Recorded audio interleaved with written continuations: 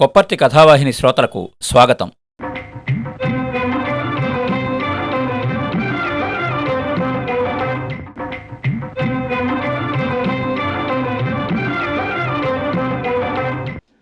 కథాభిమానులకు నమస్కారం. ఈ వారం మనం వినబోయే కథ నాగేటి సాళ్లలో. రచయిత శ్రీ జొన్నవిత్తుల శ్రీరామచంద్రమూర్తి.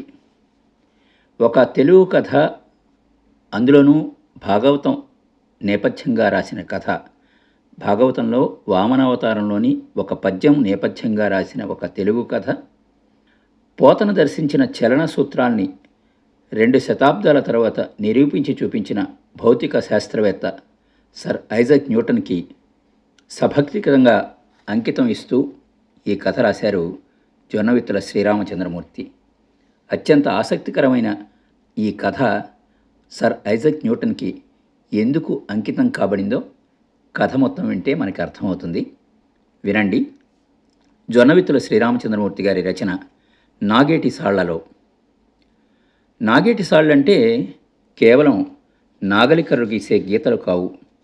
ఒక జాతి సాంస్కృతిక వారసత్వాన్ని పండించే సృజనాత్మక గీతాలు. నాగేటి సాలంటే సీత. సీత అంటే రామునిలోని నైతిక బలం.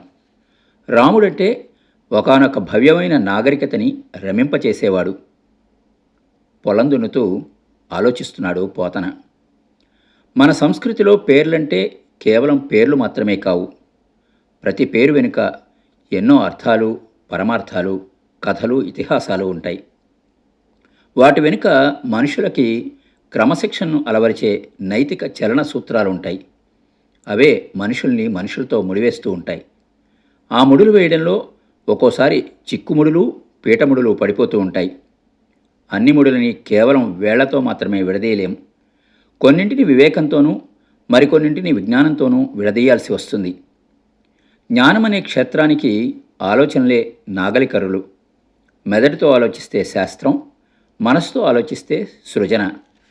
తన ముందున్న చిక్కుముడిని విడదీయడానికి కల్పన మాత్రమే సరిపోదు. దానికి తగిన విశ్వసనీయతని కల్పించాలి, శాస్త్రీయతని జోడించాలి. అప్పుడే అది కాలానికి నిలబడగలదు. లేకపోతే కేవలం అభూత కల్పనలాగా మిగిలిపోతుంది కానీ సృజనాత్మక అనిపించుకోదు. కానీ ఎలా? దున్నుతూనే చుట్టూ కలయి చూశాడు. దూరంగా చెట్లు. తను ముందుకు వెళ్తుంటే అవి వెనక్కి నడుస్తున్నాయి. తను ముందుకు నడవడం నిజం, అవి వెనక్కి వెళ్ళడం అబద్ధం. అలాగని ఆ చెట్లు వెనక్కి నడుస్తున్నట్లు కనిపించడం కేవలం కనికట్టు కాదు. దాని వెనుక ఏదో శాస్త్రీయమైన భౌతిక సత్యం ఉంది. ఏమిటది? గుర్రం బండి వేగంగా పరిగెడుతోంది.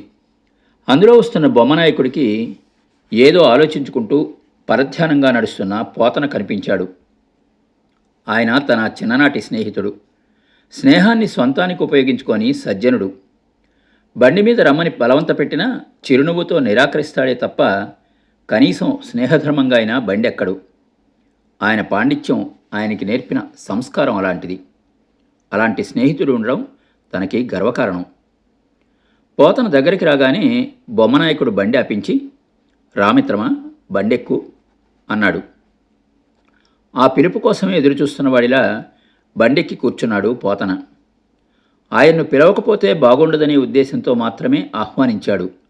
కానీ ఆయన నిజంగానే తన బండెక్కడం అంటే తన జన్మ తరింపజేయడమే. అందుకే అబ్బురంగా పోతన వైపు చూస్తూ తన ఆనందాన్ని ప్రకటించబోయాడు. కానీ ఆయన దృష్టి తన మీద లేదు. తదేక చిత్తంతో బయటెక్కడో ఏదో వెతుక్కుంటున్నవాడిలాగా కనిపిస్తున్నారు. బహుశా ఏ పద్యం గురించో ఆలోచిస్తున్నట్లున్నారు.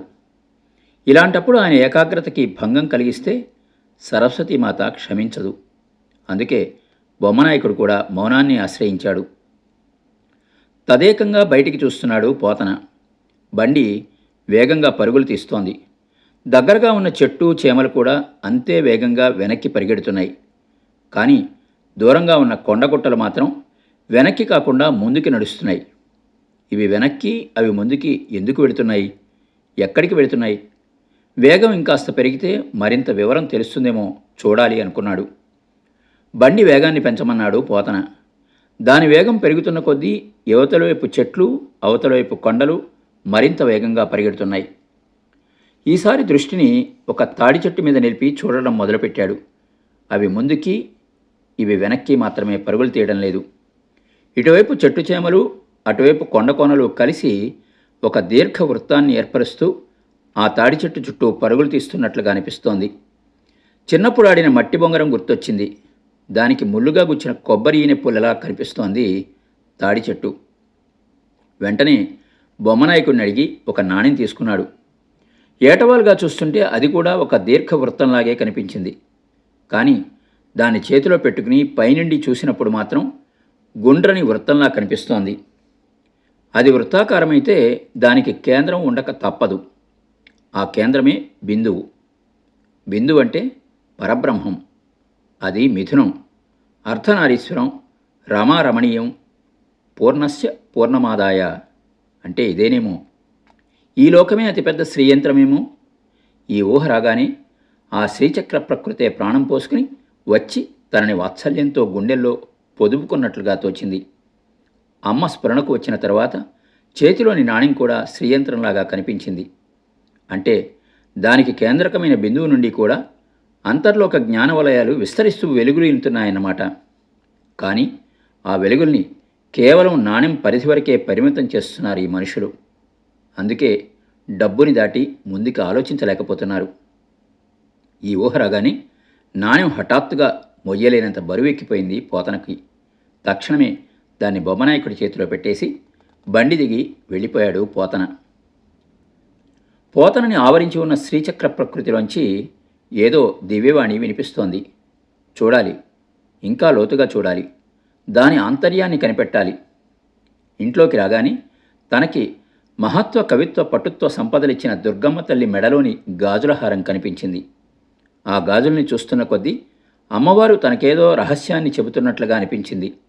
వెంటనే ఓ గాజుని తీసుకున్నాడు. దాన్ని నిలువునా వేళ్ల మధ్య పట్టుకుని నేల మీద గిరగిరా తిప్పాడు. అది గుండ్రంగా తిరుగుతూ ముందుకి వెనక్కి కదులుతోంది. ఆ కదలికల్లో ఒక లయబద్ధత, ఒక నాట్యం, ఒక శాస్త్రీయత. అవన్నీ ఎక్కడి నుంచి వచ్చాయా గాజుకి? మళ్ళీ తిప్పాడు. మళ్ళీ కొత్త కదలికలు, కొత్త లయలు, కొత్త హొయ్యలు. అంతేనా? వాటిలో ఇంకేమైనా ఉందా? అప్పటికి అసుర సంఖ్య దాటింది. చెరువు నుండి నీళ్లు తీసుకొస్తోంది నరసమాంబ. చిన్నపిల్లవాడిలాగా అమ్మవారి గాజులతో ఆడుకుంటున్న భర్తని చూసి మురిపెంగా నవ్వుకుంటూ లోపలికి వెళ్ళిపోయింది. ఆ నీటి కడవని లోపల దింపింది. దీపం వెలిగించి గూట్లో పెట్టింది. ఆ వెలుగు కిరణాలు నీటి కడవని కేవలం తన వైపు నుండి మాత్రమే చూపిస్తున్నాయి. రెండవ వైపున గుడ్డి వెలుగులో మసక మసగ్గా కనిపిస్తోంది కడవ. చూస్తుండగానే పోతన మనసులో కడవ భూమండలమైంది, దీపం సూర్యుడైంది. ఆ కడవనే చూస్తున్న తన కన్ను చంద్రుడైంది. ఆలోచన పదమైంది, పదం పాదమైంది, పాదం పద్యమైంది. నీ ప్రశ్నకి సమాధానం దొరికింది. అది నువ్వన్నట్టు కల్పన కాదు, నేనన్నట్టు భావన కాదు, ఆ రెండింటిని మించిన అనుభవం కూడా కాదు. అందులో ఉన్నది శాస్త్ర పరిజ్ఞానం అన్నాడు మల్లన. ఈ మాట చెప్పడానికేనా హాయిగా నిద్రపోవడం మానేసి నా మొహంలోకి చూస్తూ కూర్చున్నది అంటూ భర్త ముఖాన్ని ముద్దులతో నింపేసింది శారద. మొదమారా ముద్దుల జడివానలో తడిసి ముద్దయ్యాడు మల్లన. తర్వాత మెల్లగా భార్యని లేపి నిలబెట్టాడు. మంచానికి ఈ పక్క వేసిన ముక్కాలుపీట మీద కూర్చోబెట్టాడు. బుద్ధిమంతురాల్లాగా చేతులు కట్టుకుని భర్త ముఖంలోకి కొంటెగా చూస్తూ అడిగింది శారద. చెప్పండి శ్రీశైలవాస. మల్లన చిరునవ్వుతో శాస్త్ర విజ్ఞానం అంటే చెప్పేది కాదని, సాక్ష్యాధారాలతో సహా నిరూపించి చూపేదని తెలుసుకోండి భ్రమరాంబాదేవి అంటూ మంచం పట్టి మీద కూర్చుని చెప్పాడు. ముందు ఆ పద్యాన్ని గుర్తు చేసుకోండి. పద్యాన్ని భర్తకి అప్పగించింది శారద. ఎంతింతై వటుడింతయై మరియు తానింతై నభో వీధిపైనంతై తోయద మండలాభ్రమున కల్లంతై ప్రభారాశిపైనంతై చంద్రుని కంతయై ధ్రువుని పైనంతై మహర్వాణి పదోన్నతుండగుచు బ్రహ్మాండాంత సంవర్ధియై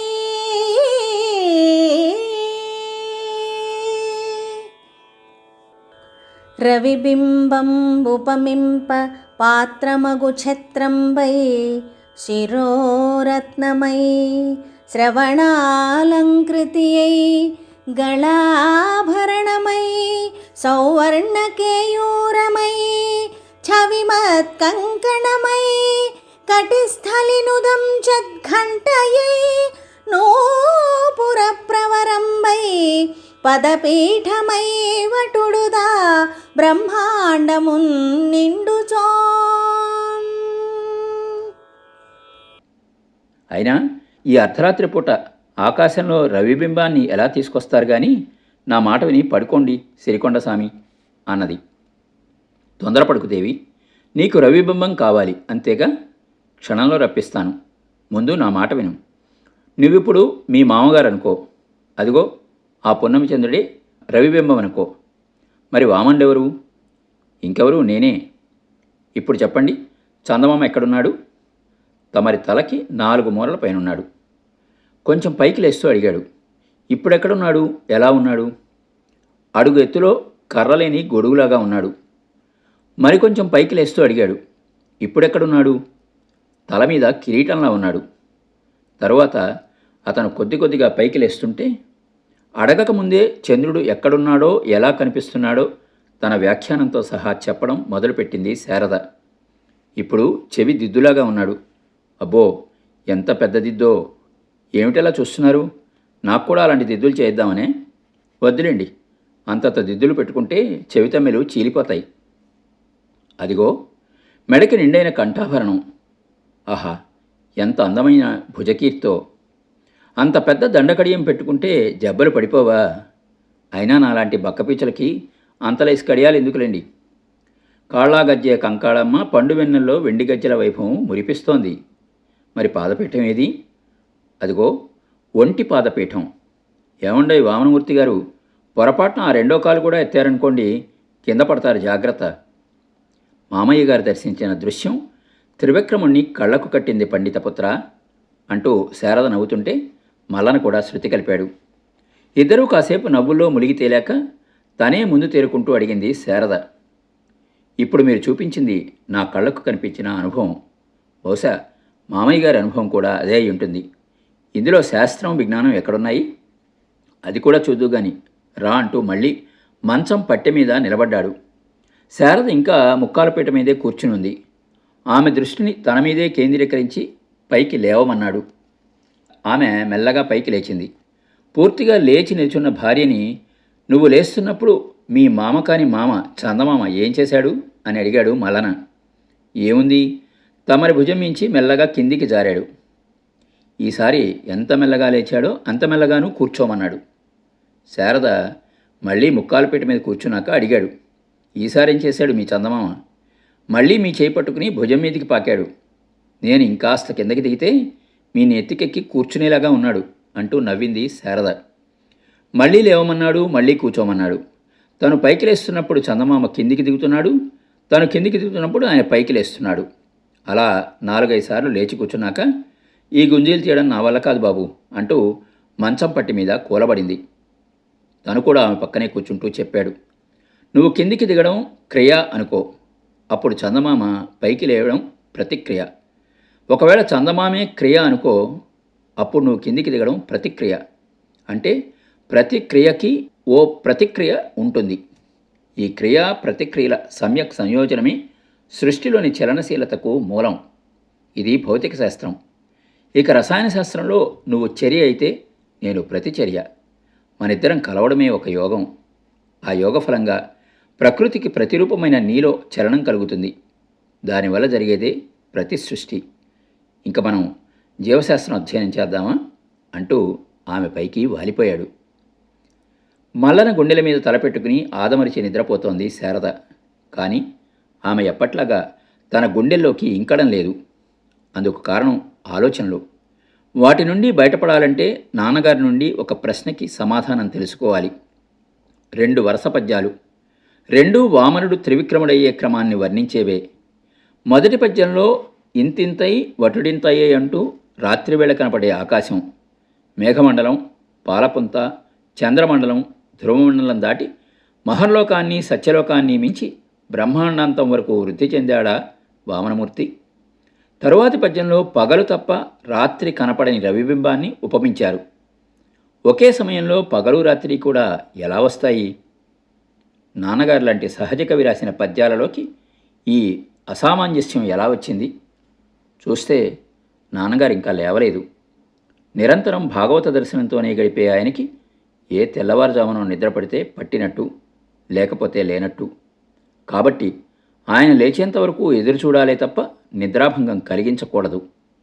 అందుకే కాల్యాలు తీర్చుకుని వచ్చి స్నానాధికాలు పూర్తి చేసి గుడి ముందు కూర్చున్న భక్తుడిలాగా గాయత్రిని జపిస్తూ కూర్చున్నాడు. తలుపు తెరిచిన పోతనికి ఎదురుగా జపం చేసుకుంటున్న మల్లన కనిపించాడు. అతని జపాన్ని భంగపరచడం ఇష్టం లేక తను కూడా వెళ్ళి స్నానం చేసి వచ్చాడు. మల్లన జపం ఇంకా కొనసాగుతూనే ఉంది. అందుకే లోపలికి వెళ్ళబోయాడు పోతన. కానీ మల్లన చేతులు ఆయన పాదాలని కదలనిస్తేగా. నాన్న, నిన్న రాత్రి నుంచి నన్ను అనుమానం తొలిచేస్తోంది. మొదటి పద్యంలో ఇంతింతై వటుడింతయ్యే అంటూ రాత్రిని వర్ణించిన వెంటనే ఎటువంటి కాలావధి లేకుండానే రవిబింబాన్ని ఉపమించారు. మీ పద్యాల్లో ఇంతటి అనౌచిత్యాన్ని ఊహించలేకపోతున్నాను. కొడుకుని మెల్లగా లేవనెత్తాడు పోతన. లోపలికి తీసుకువెళ్ళాడు. అప్పటికింకా పూర్తిగా తెల్లవారలేదు. అందుకే లోపల మసగ్గా ఉన్నది. నిన్న రాత్రి నరసమామ పెట్టిన నీటి కడవ ఇంకా అక్కడే ఉంది. గూట్లో దీపం కూడా వెలుగుతూనే ఉంది.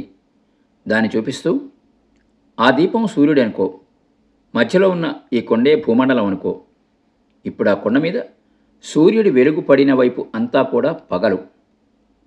ఆ కొండకి యువతల వైపు నీడే గాని వెలుగు పడదు. కాబట్టి ఈ వైపు రాత్రి. భూమండలాన్ని మించి ఎదిగిన త్రివిక్రముడికి ఇప్పుడు నీకు కనిపిస్తున్నట్లుగాని పగలు రాత్రి ఒకేసారి కనిపించడంలో ఆశ్చర్యం కానీ, దాన్ని వర్ణించడంలో అనౌచిత్యం కానీ ఏముంది నాన్న అన్నాడు. మల్లనకి నోట మాట పెగల్లేదు. అందుకే తండ్రి వైపు అబ్బురంగా చూస్తూ ఉండిపోయాడు. పక్కనే ఉన్న నరసమాంబకు కూడా ఒక అనుమానం వచ్చింది. వెంటనే తన తొంటరి అనుమానాన్ని సంధించింది.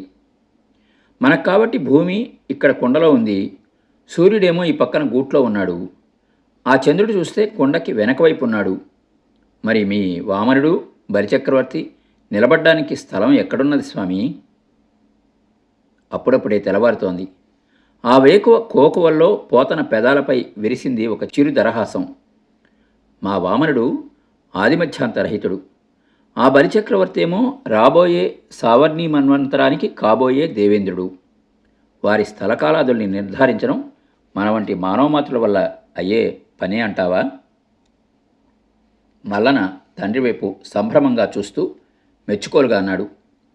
నాన్నగారు, రాసేప్పుడు మీరెంత గొప్ప కవో ఆలోచించేటప్పుడు అంతకంటే ఎన్నో రెట్లు గొప్ప శాస్త్ర విజ్ఞాని. మీరు తలుచుకుంటే లోకానికి ఎంతో విజ్ఞానాన్ని పంచగలరు. మల్లన మాటలకు కూడా చిరునవ్వే సమాధానంగా ఇచ్చాడు పోతన. ఈ చిద్విలాసానికి భావమేమి పతిదేవా అంటూ సాగదీసింది నరసమాంబ. దానికి చిరునవ్వే సమాధానం. అంతలోనే అటుగా వచ్చిన శారద చెప్పింది, మామయ్య గారు ఎంతటి ప్రాచీనులో అంతకు మించిన నవీనులు. తండ్రుల పద్యాలే తనయుల ప్రయోగాలకి ప్రేరణలు. అంటే ఈనాటి సృజనాత్మక కల్పనలే రేపటి వైజ్ఞానిక ప్రగతికి మూలాలు. అంతేనా మామయ్య గారు? పోతన చిరునవ్వు ఇంకా పద్యమై పరిమళిస్తూనే ఉన్నది.